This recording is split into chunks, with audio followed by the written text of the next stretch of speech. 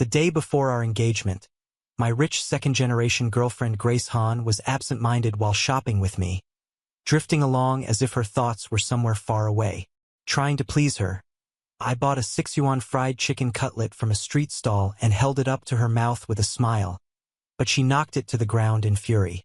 Domingo, the Han family needs someone who can be presentable on stage. Don't buy these cheap things that only embarrass me. How are my parents supposed to accept you? She snapped, and under the stares of strangers I awkwardly picked up the chicken cutlet and tossed it into the trash can. For the sake of our 4 years of college love, I nodded and said, "Whatever you say." I thought that would be the end of it, but the next day she changed the person she was getting engaged to, Jordan. Domingo, Jordan tried to commit suicide just to be with me and ended up in the hospital. When he gets back to normal, I will definitely return to you. I still nodded and broke up with her. Whatever you say. Then I turned and left. 4 years later, she showed up at my small apartment holding the diamond ring I once used to propose to her. Domingo, Jordan has agreed to divorce me. We can be together now. I told you as long as Jordan could let go of his obsession with me and stop hurting himself, I would return to you. I frowned at Grace's deeply affectionate expression, thinking I really must not have checked the almanac before leaving the house today. I had only returned to this small place on a whim to pick up some things, yet I still ran into this mentally unstable ex-girlfriend. I pushed her out the door. "Move aside. Don't make me late to pick up my kid from school." Grace followed behind me and said, "I checked everything. In these 4 years, no other woman has ever set foot in this cabin. Where did your kid come from? I know you're angry. I'll take you home with me right now. Even though your family is poor and relies on raising chickens to get by, I've already convinced my parents. They won't look down on you anymore." I turned my head and frowned at her. "I told you my family raises chickens across several whole mountains." Grace scoffed. "That's still chicken raising. Don't you dare mention that in front of my parents. It's way too low class." There was no way to reason with a spoiled, rich second-generation princess like her. She had no idea how valuable naturally raised free-range organic chickens over entire mountains are. We became wealthy from that long ago. I quickened my pace because if I didn't hurry I'd be late picking up my son from school. But Grace Han trailed after me, saying, "I can take you back to the Han house right now. The villa is big. Even though Jordan hasn't moved out yet, it's big enough for you too. But you need to be polite to him. He's sensitive. Be patient with him. Don't trigger him." What the hell? I stared at Grace in shock. "You haven't even divorced yet and you're out here bothering me? And you want me to live with you and your current husband? What do you take me for? Your side guy or some pathetic pretty boy you keep around? Are you out of your mind?" I opened the car door and got in, wanting to get as far away from her as possible, but she opened the passenger side door without hesitation and sat down herself, muttering, "I told you before. Lock the doors as soon as you get in the car. Safety first. How are you still this careless?" Her tone was so familiar, just like 4 years ago, as if nothing had ever happened, and looking at Grace glued to me step by step, a surge of anger shot straight up my spine. "Get out. Now." But she buckled her seatbelt with a smug expression like she was about to expose me and said, "Aren't you going to pick up your kid? Drive then. You'll be late." I glanced at the time and realized I really was running out of time. If everyone else left and only my son was still waiting, he would be heartbroken. I stepped on the gas and pulled out of the garage, frowning as I said, "When you see my son, don't say anything stupid." Grace casually agreed. "Fine, I won't." "Domingo, you're really putting on quite the act. I'd love to see where you're planning to pull a son out from."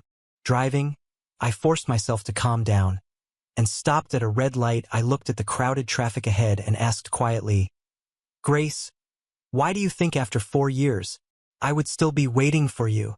My low voice made Grace freeze for a moment, and a flicker of unease crossed her mind, but it was quickly replaced by her usual certainty. "After you've seen me, how could anyone else possibly catch your eye? Other than me, who else with real class would you even meet? If you weren't waiting for me, who could you possibly find?" I let out a long sigh, finally understanding that in her mind, I'm someone who doesn't deserve anything better. And that's why she left without hesitation back then and came back now with full confidence. The light turned green and I stepped on the gas. As we passed the intersection, I said quietly, "Grace, I'm not joking with you. I'm married and I have a child. When the car stops, you should go. I don't want you disturbing my life now." Grace frowned slightly, as if I had just said something childish. "Domingo, you think you can fool me like that? I know you're mad. However you want to lash out, I'll stay with you. Until you're done and willing to come back to me." Chapter 2. Since talking couldn't convince her, I decided the only way was to let her see it with her own eyes and give up once and for all. The kindergarten gates had just opened when a small figure spotted me. "Daddy, why are you so late today?" My son opened his arms and ran toward me with a sweet smile that melted everything in its path. I bent down and scooped him up. "Daddy went back to the old home to pick up some things today and made you wait. How about Daddy makes it up to you by taking you to eat some fries later?" "Okay." He hugged me happily, nodding against my shoulder. Grace never expected that I would actually bring a little kid back with me. Her expression shifted instantly. "Domingo, even if you're joking, there should be a limit. How can you just hold someone else's child like that? If this gets serious, it's called child abduction. You could go to jail, you know. Hurry up and send him back." She reached out angrily and grabbed my son's arm, trying to pull him away. I slapped her hand away without thinking and pulled my son tightly into my arms. "What are you doing?" The kindergarten teacher noticed the commotion and walked over. "Ah, this must be Tom's mother. I've always only seen Tom's father. I've never met you before." Finally meeting the mother now. Grace froze, staring at me in disbelief. "He's really your son?" "Of course." I was about to leave with my son, but Grace stepped in front of us again. She looked straight at the teacher. "How old is this child now?" "He's 3 this year." 3. Grace's eyes fell on my son, who stood half a head taller than the other children. Suddenly she grabbed my hands tightly. "Domingo, his age is fake, right? He should be 4. The child we had back then, he didn't die, right? You hit him, didn't you?" I met her gaze calmly. "If that child were still alive back then, would you still have married Jordan?" She choked on her words, then lowered her head. "Jordan would have died if he didn't marry me." I let out a cold laugh. "You're not worthy of mentioning our child again. Domingo, I'm taking you and our son home right now. My parents have been wishing for me to have a child all these years. If you bring our son home, they definitely won't care about our different backgrounds anymore." I nearly rolled my eyes.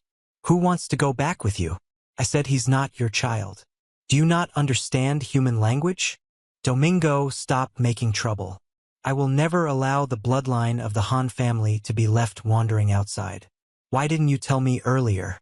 How could you let our child attend a school like this in such a shabby and crowded place? How can a child be properly educated like this?" I glanced at the kindergarten, then back at her. This is a provincial model kindergarten that can directly advance a child into top primary, middle, and high schools. Do you even understand the value of a provincial top school?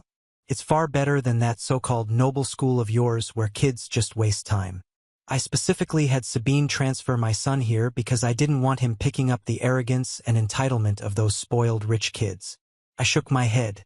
"I never expected you to look down on it like this. Honestly, I'm relieved I never married someone with such short-sighted vision. Stay away from us. You have nothing to do with this." "If he's not my son, then whose could he be?" Grace demanded, grabbing Teacher Wang. "Tell me."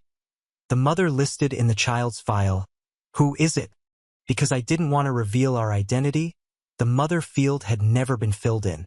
The teacher didn't know who the child's mother was. When Grace heard that the mother field was empty, her conviction deepened. "Domingo, it hasn't been easy for you to raise our son alone all these years. You've been stubborn long enough. Come home with me." My son, confused by the argument, whispered softly into my ear, "Daddy, aren't we going to eat fries?" As if she had heard something outrageous, Grace exploded. "Domingo, how could you let my son eat that kind of garbage food? You used to love those cheap fried chicken cutlets from roadside stalls, and now you're feeding my son things that are dirty and unhealthy. What if he gets sick? Can you take responsibility for that?" He's the only heir of the Han family. I make fries at home using a nanny who cooks them especially for my little boy. How is that unhygienic? I ignored her and carried my son toward the car.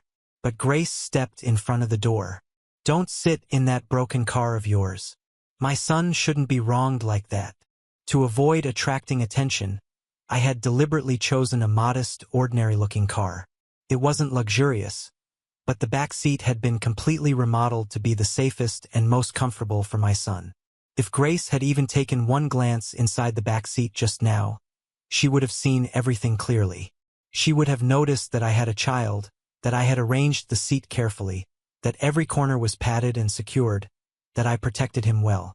But she had never cared about anything of mine. Not once. Not 4 years ago, not now. She didn't look. She simply pointed at her Mercedes and said, "Domingo, stop pretending you're fine. Only I can give you and the child the best life." Just as the words left her mouth, Jordan appeared. He was wearing a tailcoat, completely out of place on this noisy, crowded street in front of a kindergarten. He walked as if the ground itself offended him, lifting his steps delicately in disgust, frowning slightly at the surroundings. "Grace, didn't you go pick up Domingo? What are you doing here? After you're done, you still have to come with me to meet the mysterious new chairman of the Ning Corporation."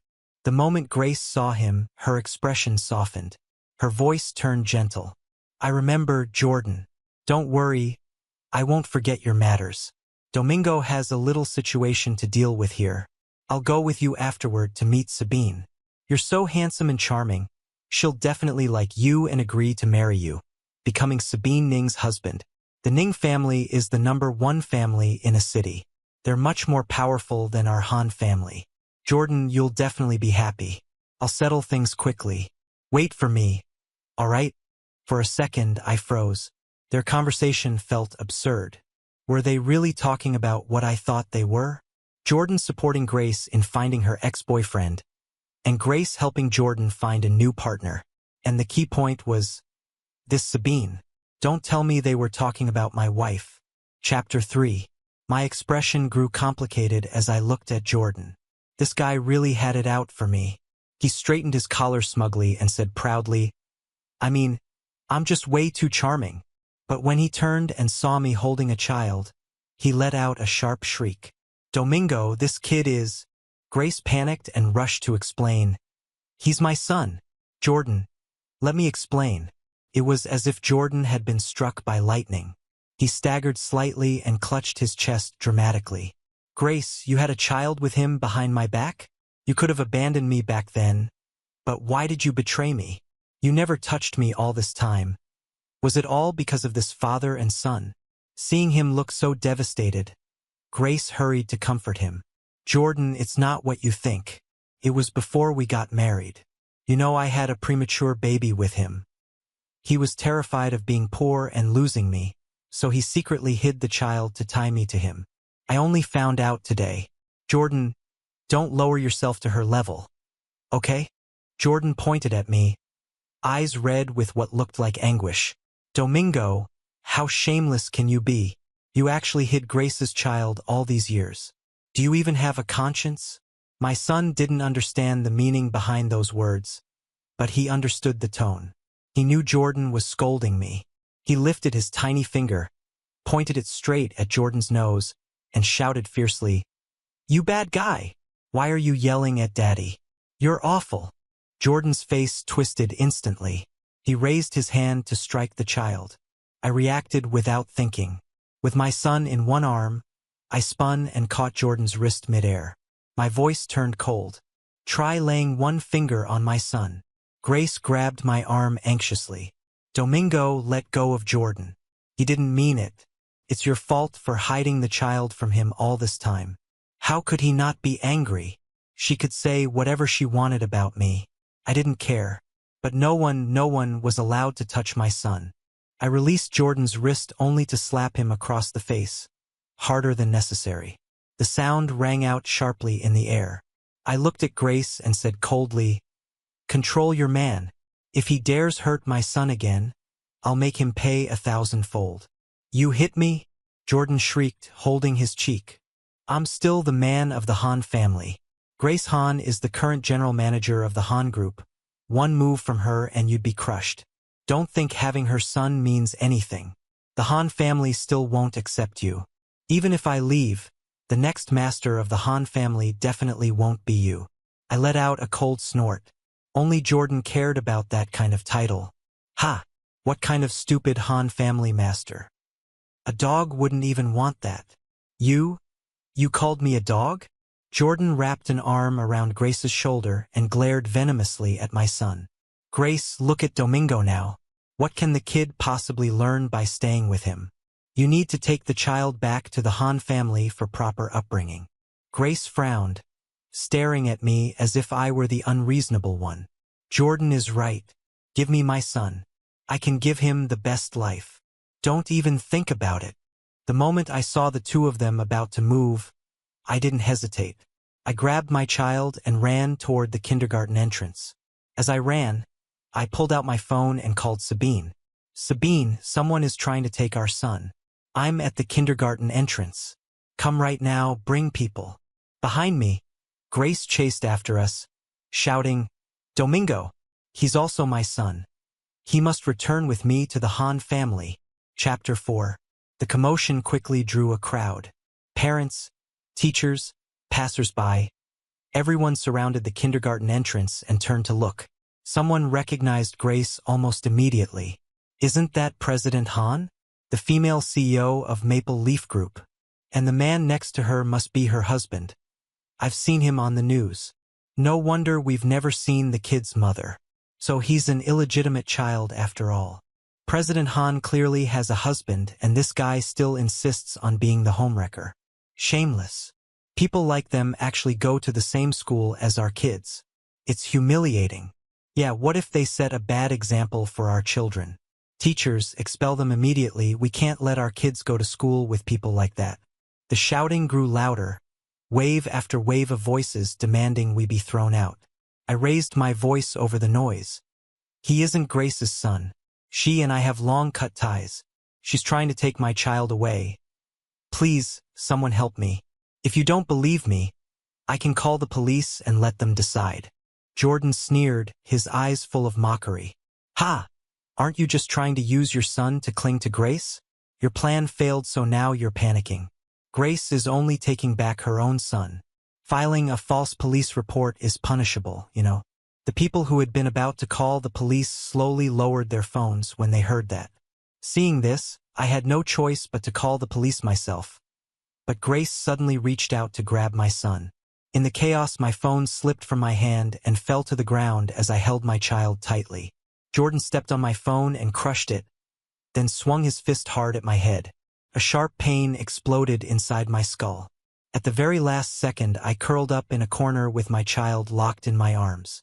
The pain was blinding. I couldn't move for a long while. Help! I called out weakly. Grace frowned in disgust. Jordan only hit you once. How bad could it be? Stop pretending.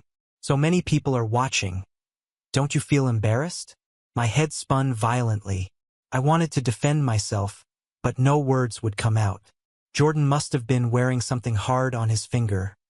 Probably metal.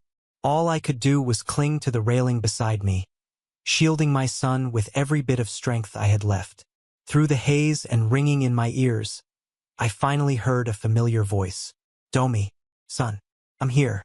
Sabine had just finished signing a contract and was dressed in exquisitely tailored haute couture that should have made her look elegant and dignified. Yet in that moment she rushed toward me in pure panic. She gently touched my head in distress, and her fingers came away wet. When she lifted her hand, it was covered in blood. Who did this?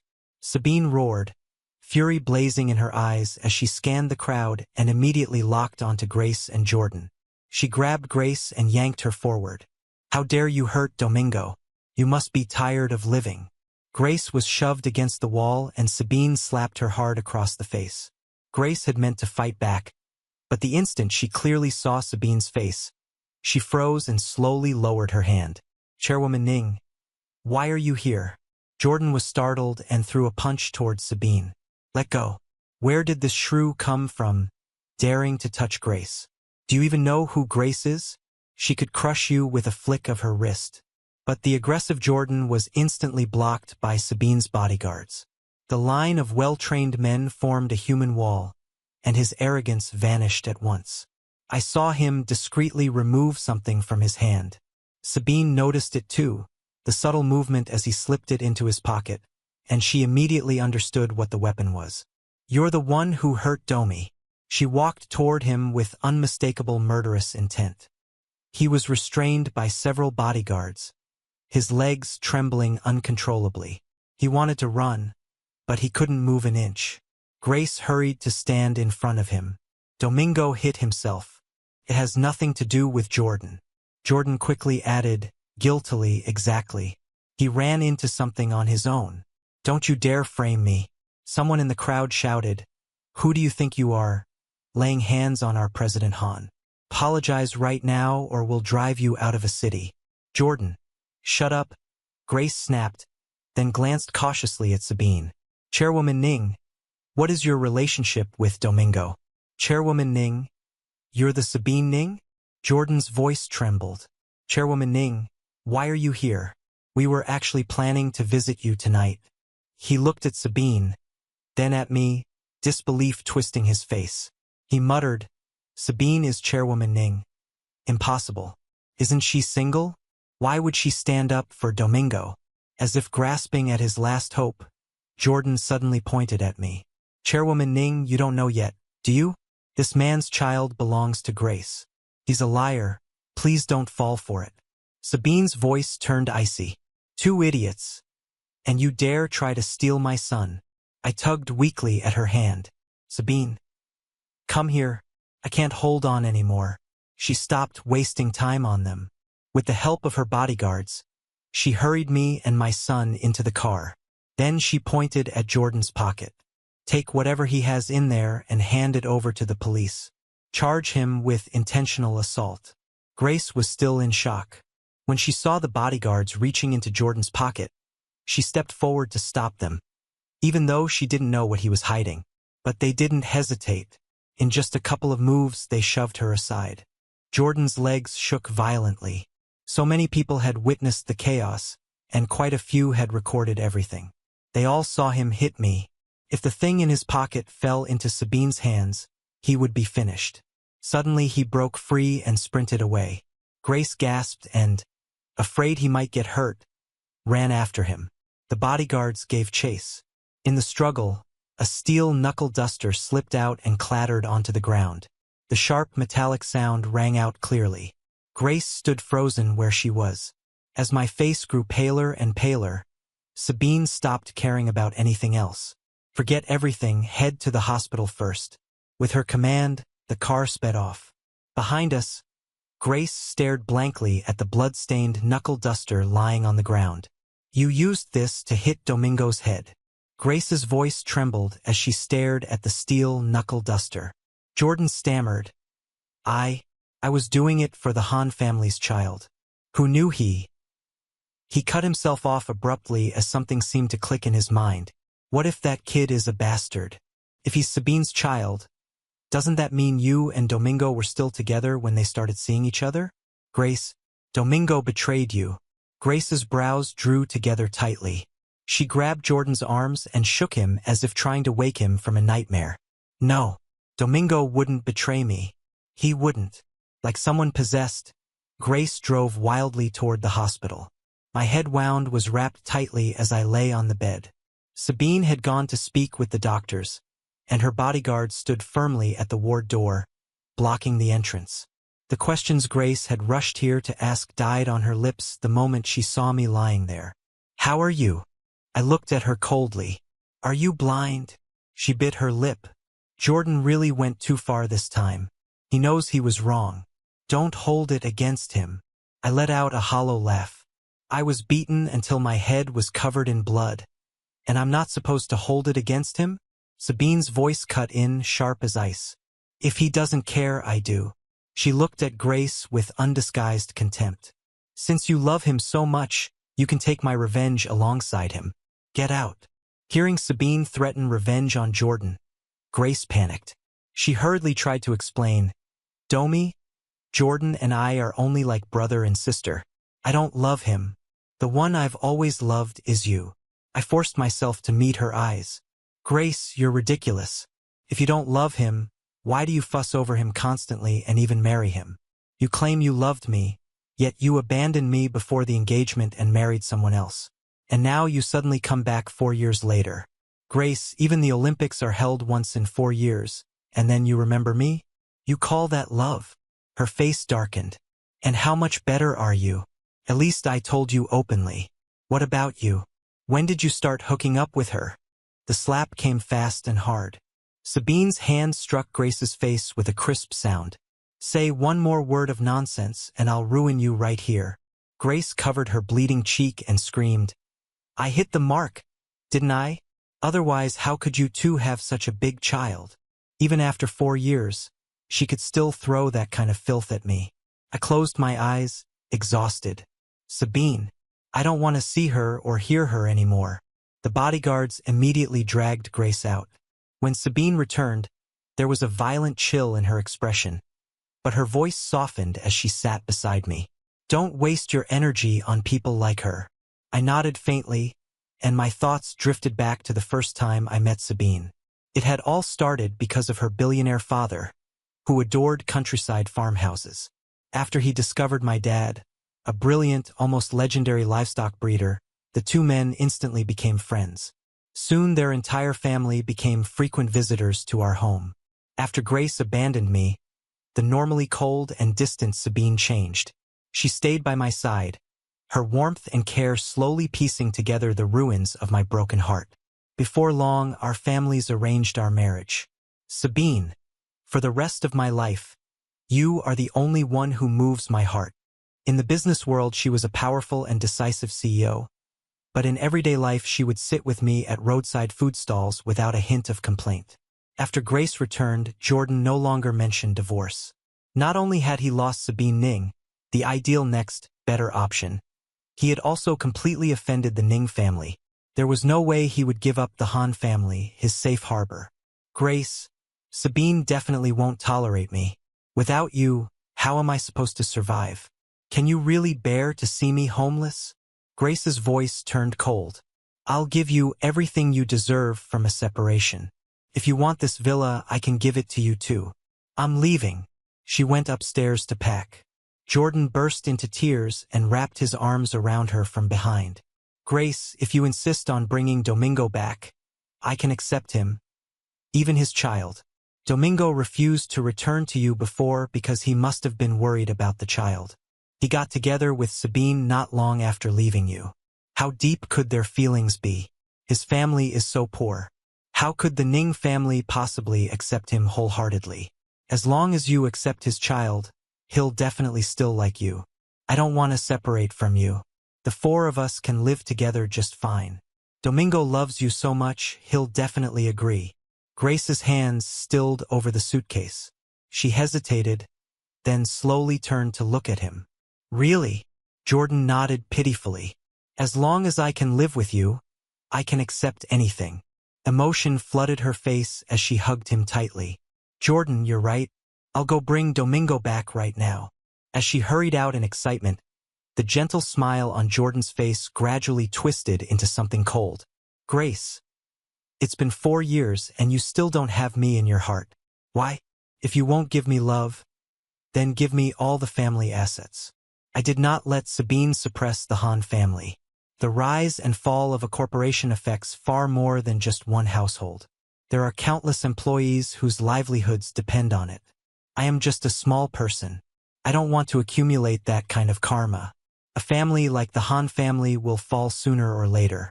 There is no need for us to dirty our own hands. But our restraint only made Grace believe that I still had lingering feelings for her, and even Sabine began to hesitate when it came to taking action against her.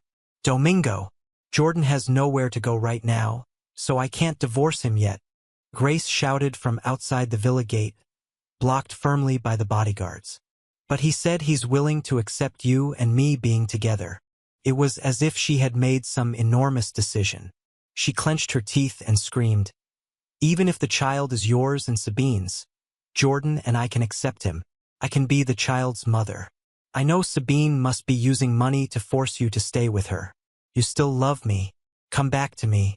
I'll take care of you. Inside the house, Sabine, who had been held back by me, suddenly clenched her fists and stood up, unable to endure it any longer. Grace is begging to die. This time I did not stop her.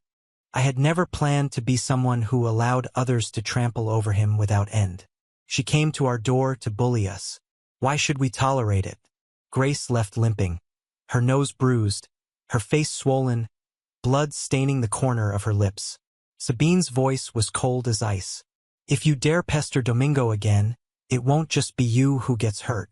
Your entire Han family, from the people to the company, will suffer. Grace hobbled away without agreeing, yet without continuing to argue. For the next half-month, she did not show up again. Just as I began to think she had finally given up, news about her reached me. She had been kicked out of the Han family's company. Jordan did not divorce her. Instead, while she was busy harassing me and recovering from her injuries, he used his position as her CEO husband to his full advantage. He transferred all of Grace's shares and properties into his own name. In the past, Grace had been obedient to him in everything. People at the company were used to it, assuming it was simply a loving gesture from the boss toward his spouse. This time, however, Grace had no idea what was happening. Once the asset transfer was completed, Jordan ruthlessly threw her out of the company. At the villa, Jordan tossed all of Grace's belongings out the door. Grace, you insisted on divorcing me for 4 years. Fine. I'll grant your wish. Get out of my villa. Grace glared at him, furious. You bastard. Haven't I treated you well enough? You actually schemed against me? Jordan stood on the stairs, looking down at her with open contempt. Grace, you've got it backwards. It's because I manipulated you that you treated me well. Otherwise, would you really have married me and abandoned Domingo? Everything you have now came from my planning. And you? You're nothing but a dog who eats from one bowl while eyeing another. You deserve every bit of this. Grace was thrown out in complete humiliation, carrying nothing but a single bag as she wandered the streets. Her heart was filled with hatred toward Jordan and hatred toward me. 2 months later, when I took my child out to play, we were suddenly kidnapped. Something sharp pierced my back, an unknown injection, and instantly all the strength drained from my body. My eyes were blindfolded. With the last of my strength, I clutched my son tightly in my arms, not daring to loosen my grip even for a second. Panic surged through me. My entire body trembled, yet all I could do was whisper softly to comfort him. The person who kidnapped me wore a mask and made no sound. The only thing I was grateful for was that she did not try to snatch my son from my arms. Who are you? Are you after money? My voice trembled in the darkness, echoing hollowly in the empty space. She did not respond. How much do you want? You can take everything I own. If it's not enough, you can call my wife. He can pay whatever price you want. Just don't hurt me or my child. Silence again. My heart pounded so violently it felt as if it would claw its way out of my throat. I forced myself to keep bargaining. If you're afraid my wife will call the police, you can release the child first. Take me instead. Once you feel safe, we can talk. At last, the person spoke, her voice unexpectedly bright with delight. You're willing to go with me? That voice. Grace. Yes, I knew Domi would recognize my voice. Grace reached out and gently removed the black cloth from my eyes. When my vision adjusted to the light, the first thing I did was check my child carefully from head to toe. Only then did I look at Grace in shock. She was no longer the clean, sharp general manager she once had been. Her white blouse had yellowed. The collar was curled. Her bangs hung over her eyes. She looked pale and frighteningly thin. What happened to you? Grace leaned her face close to mine, and I instinctively shrank back in fear. Her bloodshot eyes locked onto me, but she was smiling. Domi, you still care about me. You still love me, don't you? What happened back then was all that bastard Jordan's scheme. He approached me on purpose, forced me to marry him. Everything was for my money. Domi, it was my fault back then. Give me another chance, please. I'll take you and your son away. We'll disappear together. Looking at the twisted expression on her face, I did not dare make any sudden movement. Her mental state was clearly unstable. She grabbed my shoulders and shook me violently. Domi. Okay? Please. We can live happily as a family. Will you? Yes, I will. I shouted the answer almost instinctively, desperate and loud, and only then did she slowly begin to calm down. Good. We'll leave now. Let's go. She turned and started rummaging through the warehouse, gathering things as if she were preparing for a long journey. My feet were shackled to the chair with heavy chains.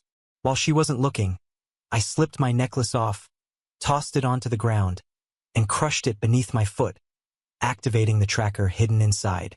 Sabine had arranged safety measures for me long ago. As long as I could keep Grace steady, Sabine would find this place. Domi, let's go. Grace grabbed a bag and ran over excitedly, crouching to unlock the chain around my legs. I was still trying to think of a way to hide what I had done and delay her a little longer when a sudden noise came from inside a nearby metal box. What was that? Grace's voice sharpened instantly. Ignore him. She tugged at me, trying to pull me away. A chill crept up my spine. I looked more carefully at the metal box and noticed dried blood seeping from underneath it. Blood. I cried out in shock. Still alive, Grace replied coldly. Domi. He ruined our chance to get married. He deserves it. My entire body turned cold. Goosebumps rose along my arms. Jordan is in there? What did you do to him? My voice shook uncontrollably, like a thread about to snap. Grace started walking toward the metal box, but before she could reach it, a gunshot rang out. A bullet struck her thigh, and she collapsed to the ground. I grabbed my child and ran as far as I could. Wife! The moment I saw Sabine, I rushed straight into her arms. The three of us clung to each other tightly. Leaning against her, every bit of strength I had been forcing myself to hold on to finally drained away. Grace was pinned to the ground by the police. My hands were trembling as I pointed toward the metal box. There's someone inside. The officer pried it open and sucked in a breath. It's Jordan. The man reported missing 2 days ago. He's still alive. Jordan had been bound inside the box, multiple stab wounds covering his body. He was barely conscious. I covered my son's eyes and forced myself not to look again. Behind me, Grace's hysterical screams tore through the air. Why isn't he dead yet? The one who deserves to die the most is him. Domi, I avenged you. Did you see? Did you see? Sabine, let him go. Domingo is mine. Sabine took me and our child to the hospital for a thorough examination. Only after the doctors confirmed that we were unharmed did anyone finally breathe again. Her eyes were red, shaken to the core. She kept looking at us, refusing to glance away, unwilling to leave our side even for a moment. When the three of us had finally recovered from the shock, we received the official police report explaining everything. After Jordan transferred all of Grace's shares and properties into his own name, he quickly began liquidating them, planning to move away. Grace, thrown out and left with nothing, could never accept that. She watched him closely, waiting until he was nearly finished cashing out. Then she kidnapped him, took back all the assets, and stabbed him. She had meant to kill him. To avoid being caught, she planned to flee far away. And before running, she kidnapped me and my child. She wanted to take us with her. When I finished hearing it all, cold sweat soaked through my back. Sabine wrapped her arms around me tightly. Don't be afraid. Jordan is in a vegetative state now. As for Grace, she'll spend the rest of her life in prison. She will never hurt us again. Sabine held my hand as we stepped outside. Bathed in sunlight, feeling the warmth of her palm and the warmth of the sun against my skin, the ice inside me slowly began to melt. It's all over.